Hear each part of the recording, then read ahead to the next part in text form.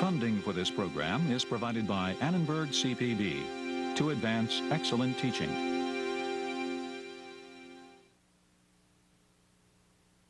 You know, we've for so long thought of slavery as a kind of monolithic institution, and we've really broken out of that. And we have somehow in this program to get through the complexity of the institution.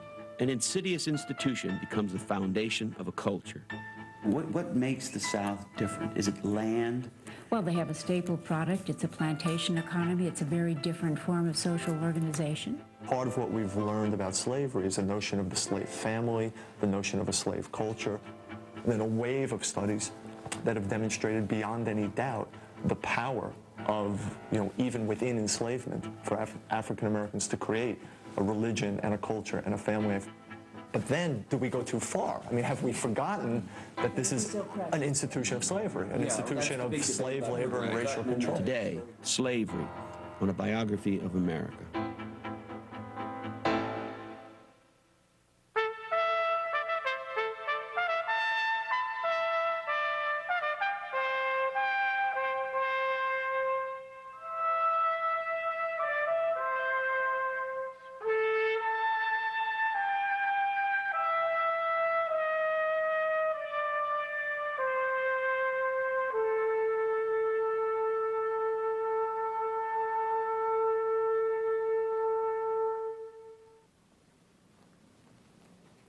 In the 1850s, Frederick Law Olmsted, a 28-year-old farmer and landscaper, journeyed from New York through the South.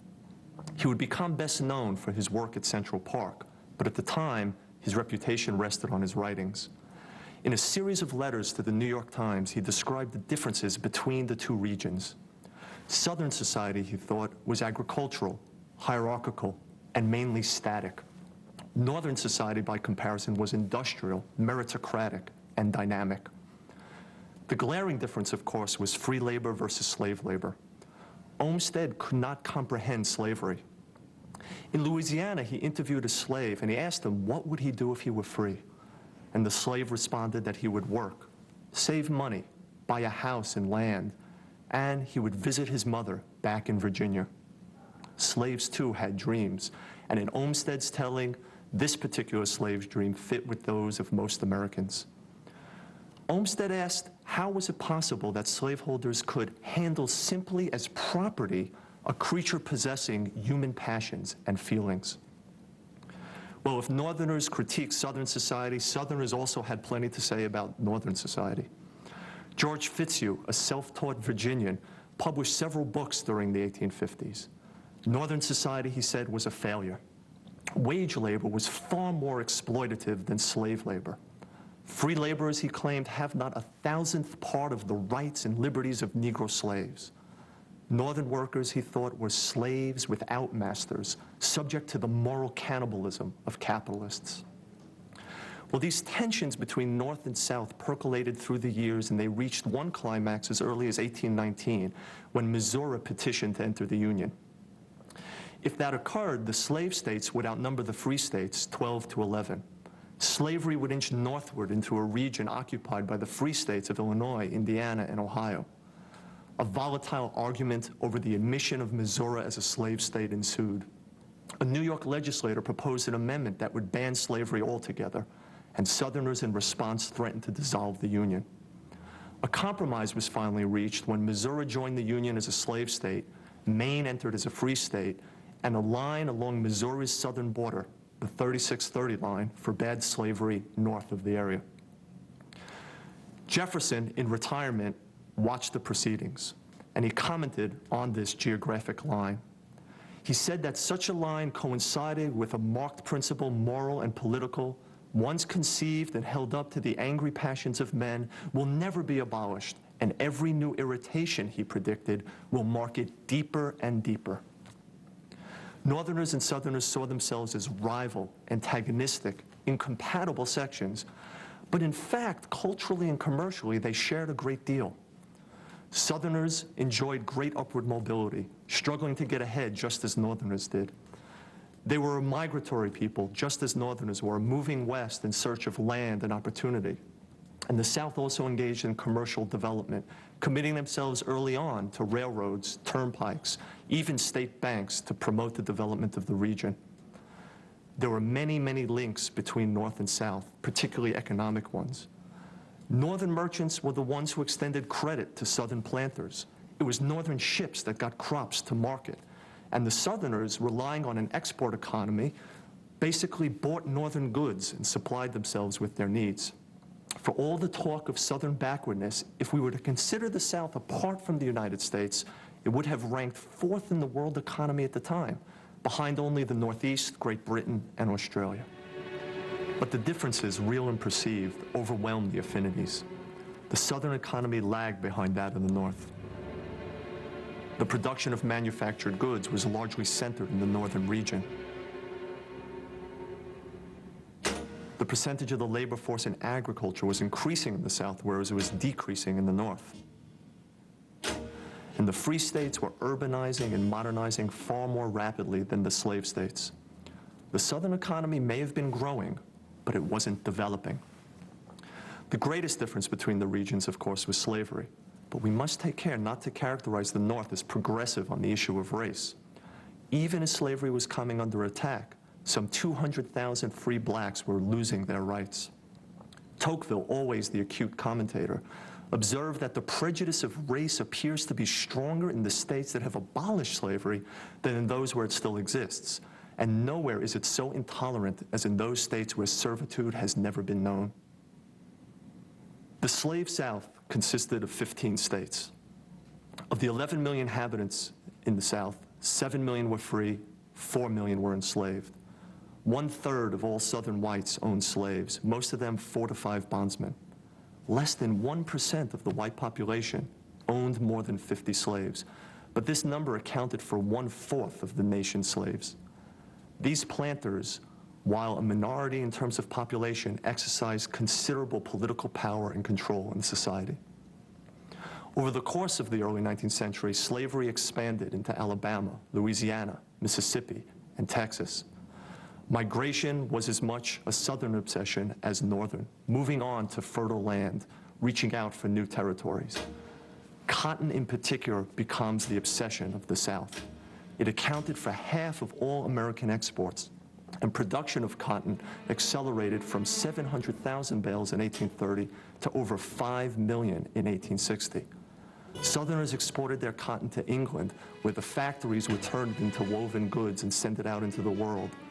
Southerners truly believed that cotton exercised power in the transatlantic economy.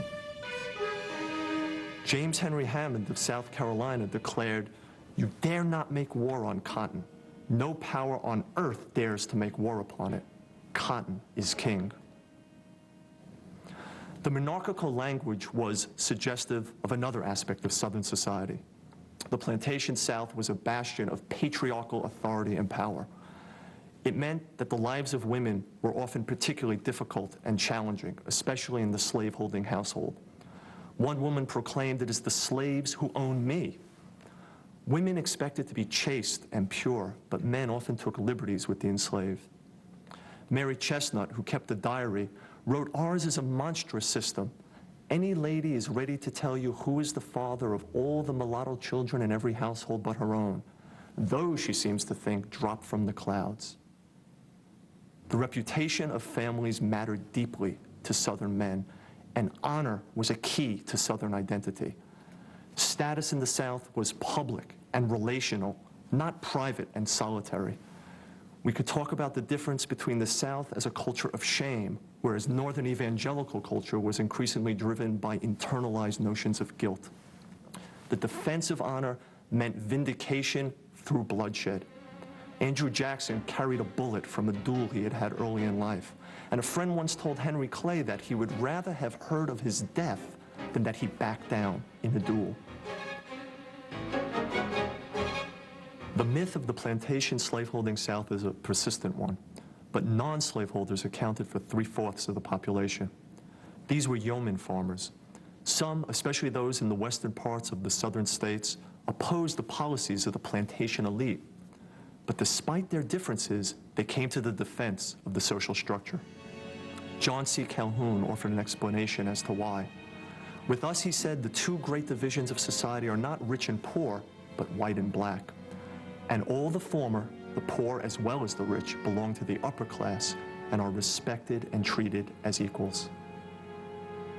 The enslaved numbered 4 million souls. More than 75% of them worked the land, cultivating cotton, tobacco, sugar, and rice. About 15% served as domestic servants in households, and 10% or so worked in factories and industry. The typical Southern slaveholder may have owned several slaves, but most of the enslaved lived on plantations with 20 or more bondsmen. Slaveholders repeatedly praised the institution as paternalistic and proclaimed that the enslaved were contented. But one Southern jurist made clear the rule of law that undergirded the system. The power of the master, he said, must be absolute to render the submission of the slave perfect. A photograph taken during the Civil War captures the absolute power of the master, but it also conveys the humanity and agency of the enslaved. The man's posture suggests pride, defiance, survival. His name was Gordon, and he took advantage of the dislocations of war to run away from a Mississippi plantation into Union lines. An assistant surgeon general took his photograph and circulated it as evidence of the barbarity and cruelty of the slaveholding class. The image appeared as well in Harper's Weekly magazine, where it was used as a recruitment poster to enlist black soldiers. In exposing himself, in allowing his picture to be taken, Gordon pushed the cause of emancipation. In the campaign against slavery, words could be every bit as potent as images. Prior to the Civil War, another runaway slave published a book that introduced readers to the horrors of slavery and explained the nature of slave culture.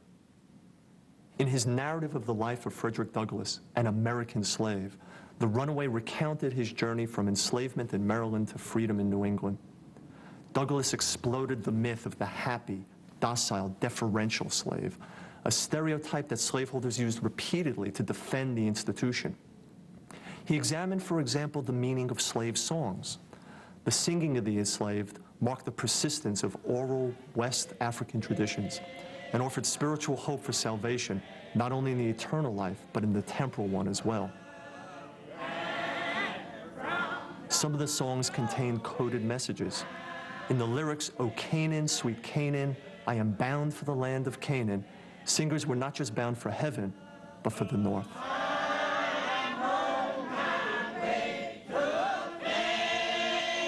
Douglass claimed to be utterly astonished to find people in the North speak of the singing among slaves as evidence of their contentment and their happiness. "It is impossible," he screamed, "to conceive of a greater mistake. Slaves sing most when they are most unhappy. The songs of the slave," he thought, "represent the sorrows of his heart, and he is relieved by them only as an aching heart is relieved by its tears." Consider another story Douglass told. Colonel Lloyd, a wealthy slave owner, is out riding one day and comes upon a group of slaves working. He asked one of them, "To whom did he belong?" "Colonel Lloyd," the slave answered. "Does the colonel treat you well?" "No, sir," was the reply. A few weeks later, that slave was sold to a Georgia slave trader for having found fault with his master. And to be sold into the Deep South was to be sold to an area where the institution of slavery was in its most violent and least paternalistic form. The story helped explain to a northern audience why it was that slaves might act as if they were happy and contented. Douglass's narrative was eye-opening. It revealed to an unknowing public the nature of slavery. It explained that no matter how docile slaves appeared, no matter how brutal and oppressive the institution, the slaves also found ways to resist their enslavement. One of the ways in which they resisted was through religion. Slaves held their own prayer meetings, and they transformed a slaveholding religion, a religion designed to justify and defend the institution, into one that emphasized deliverance and redemption. Rather than scriptural texts such as "Slaves, obey thy masters," slaves embraced the story of Exodus, which told the story of the deliverance of a people from slavery to freedom. Slaves also resisted by maintaining family. by struggling to preserve marriages and blood relations in the face of terrible uncertainty. The slaves maintained extended kin networks. They preserved taboos against first cousin marriage, and they stayed connected across different plantations. Douglass recalled that his mother would travel 12 miles at night after a long day in the fields to lie down beside her son. But in slavery, any family was vulnerable. Husbands and brothers stood by helplessly as wives and sisters were sexually assaulted. Slave owners separated loved ones from one another and sold them to other parts of the South. The internal slave trade relocated hundreds of thousands from slavery in the Upper South to slavery in the Deep South.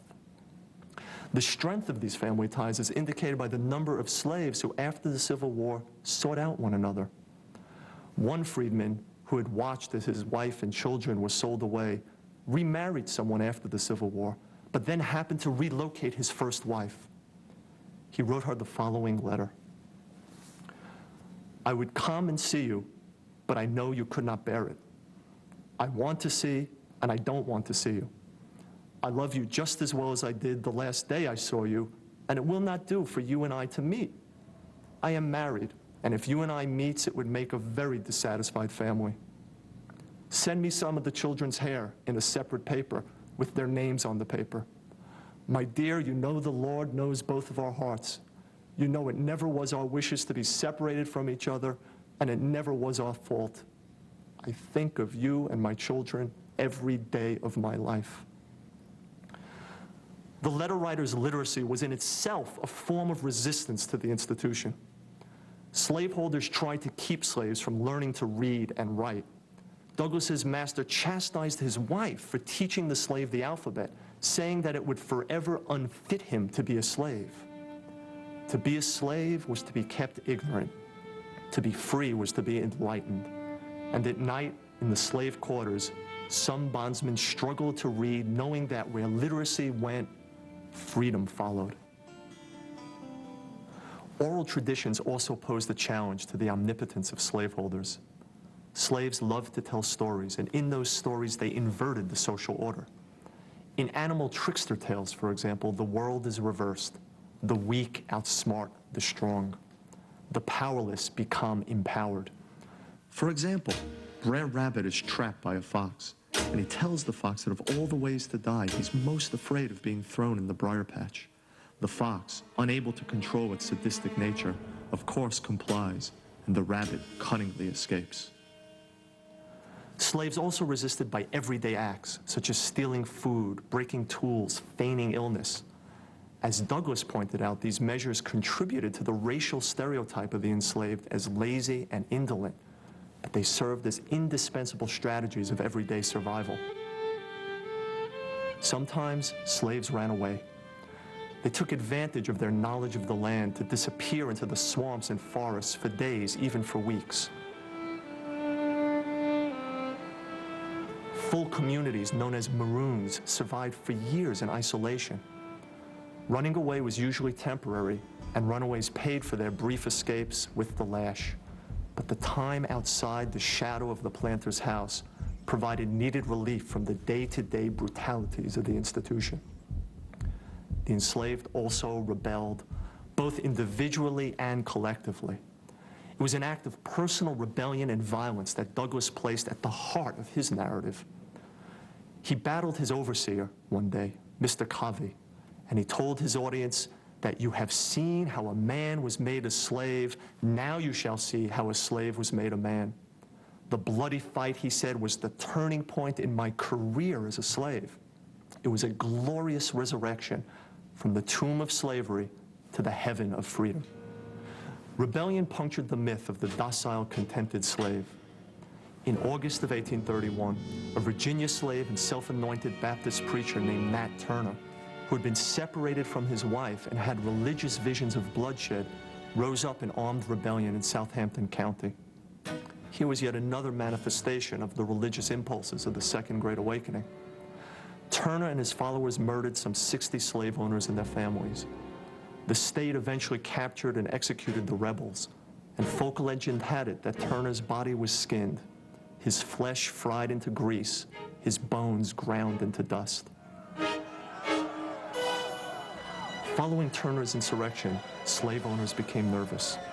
They imagined widespread conspiracies, and they blamed Northern abolitionists for fomenting rebellion in the South. Indeed, both regions imagined dueling conspiracies against one another. Southerners envisioned an abolitionist conspiracy to end slavery, whereas Northerners were convinced that a unified slave power was conspiring to spread the institution throughout the land. But Turner didn't rebel because of Northern encouragement, and the widespread circulation of his confessions, in which he expressed no remorse whatsoever, did little to ease Southern anxieties. Following the rebellion, Virginians, one paper suggested, could never again feel safe, never again be happy. Turner's insurrection led the Virginia legislature to an unprecedented act. They debated what to do about slavery. "There is a dark and growing evil at our doors. What is to be done?" asked the Richmond Enquirer. Representatives largely from the western, non-slaving part of the state called for some form of gradual, compensated emancipation that would remove the black presence from the land. It was Thomas Jefferson's grandson, Thomas Jefferson Randolph, who proposed a plan that would have freed slaves born after a certain date and provided for the removal of all blacks from the state. The plan to abolish slavery in Virginia was defeated. In the face of abolitionist critiques from the North and slave rebellion in the South, slaveholders rallied around a renewed defense of their way of life. Dismissing Turner's rebellion as an aberration, the slaves, proclaimed one planter, are as happy a laboring class as exists on the habitable globe. The South unified around slavery. Prior to the 1830s, many Southerners depicted slavery as a necessary evil that would die out on its own accord. But the cotton gin had rejuvenated the institution economically, and attacks on the institution from outside united the region. Fearful of interference on the part of the national government, Southerners urged that liberty, in this case the freedom to own slaves, came before any commitment to union. Southern state legislatures began to pass laws that forbade the teaching of slaves how to read, limited their movements off of the plantation, and made manumission more difficult. John C. Calhoun described this shift in attitudes. Many in the South once believed that slavery was a moral and political evil. That folly and delusion are gone, he proclaimed. We see it now in its true light and regard it as the most safe and stable basis for free institutions in the world.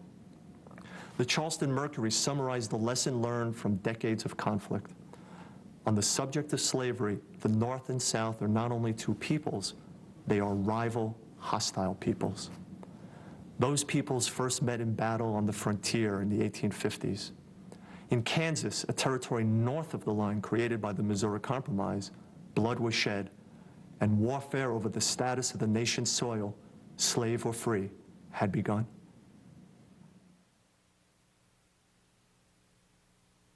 The images of the era captured the complexities of slave life. Cartoons that circulated on both sides of the Atlantic illustrated the arguments made by pro-slavery advocates. Slaves are depicted as happy and contented, while free wage earners are portrayed as miserable and impoverished. "What wretched slaves this factory life makes me and my children," laments one sickly worker. But the daguerreotypes of actual slaves gave lie to the myth of robust, joyful bondsmen. These images, taken in 1850, were meant to support racial theories of a separate creation. And while the fact of their existence demonstrates the power of the master over the bodies of the enslaved, the gaze and posture of these men and women suggests endurance and shared humanity. Some artists recorded the absolute authority possessed by the master. An American slave market shows the sale of a runaway slave named George. He's surrounded by loved ones, but the well-dressed buyers tower over the slaves. Another painting depicts women and children being inspected and auctioned off as families are broken apart. Those slaves sold at market were often swept south. Lewis Miller, a Pennsylvania craftsman, happened upon a trader marching a group of slaves from Virginia to Tennessee. He wrote down the words of the song that they sang. "Arise, arise and weep no more. Dry up your tears, we shall part no more." But part they did, sometimes by running away, sometimes by being sold away, and eventually by dying. John Antebellum, a Southerner who supported the Confederacy, painted this scene of a plantation burial. In the woods, the slaves could come together and worship in their own way, could share in their travails as a community. Here, the enslaved are at the visual center of the painting, while a white couple, the owners perhaps, stand in the shadows on the periphery and observe this heartfelt human scene. In the end, those who could rode to liberty as a family. Eastman Johnson, a well-known portrait painter, captured such a moment during the Civil War when a father, mother, child, and baby took advantage of the chaos of battle, the glint of bayonets shine in the distance, and delivered themselves to a new life.